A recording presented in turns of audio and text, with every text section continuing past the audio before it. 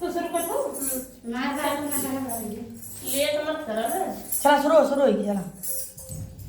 सुधिया आवेले बलाम के बहुत रोइला सुधिया आवेला बलाम के बहुत रोइला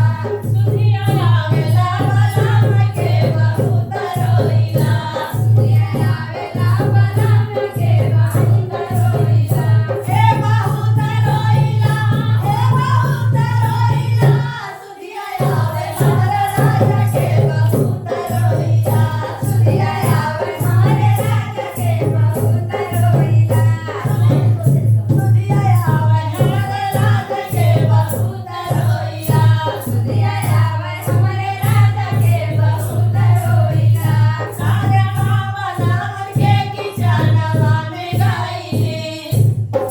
खानवा बनावे हरी छानवा में गईली खानवा बनावे हरी सोनिया में गईली खानवा बनावे हरी सोनिया में गईली सेलना पकाई के बहुत रोइला सुधिया आवेला बलाम के बहुत रोइला सुधिया आवेला बलाम के बहुत रोइला सुधिया आवेला बलाम के बहुत रोइला सुधिया आवेला बलाम के बहुत रोइला हे बहुत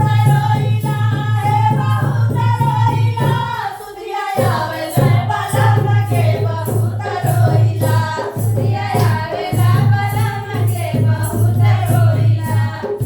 जब हम सुतई बिस्तरवा पे गई जब हम सुतई बिस्तरवा पे गई झरिया पे गई से झरिया पे गई झरिया पे गई से झरिया पे गई सखिया पकड़ के बहुत रोइला सुधिया आवेला बलाम के बहुत रोइला सुधिया आवेला बलाम के बहुत रोइला सुधिया आवेला राजा के बहुत रोइला सुधिया आवे हमारे राजा के बहुत रोइला हे बहुत रोइला हो बहुत रोइला सुधिया आवे हमारे राजा के बहुत रोइला सुधिया आवे हमारे राजा के बहुत रोइला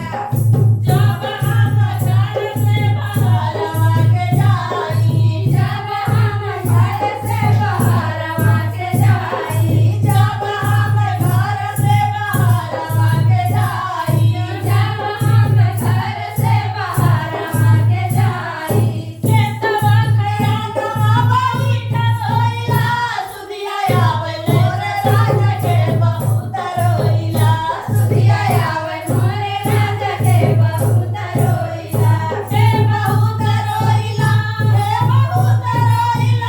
सुधिया आवे मोरे राजा के बहुत रोइला सुधिया आवे मोरे राजा के बहुत रोइला सुधिया आवे मोरे बलाम के बहुत रोइला सुधिया आवे मोरे राजा के बहुत रोइला। देखा भैया लोग, भैया हमारा परदेश हमारे दीदी बहुत रोते हैं। आप एक्चुअली लोग स्टोरी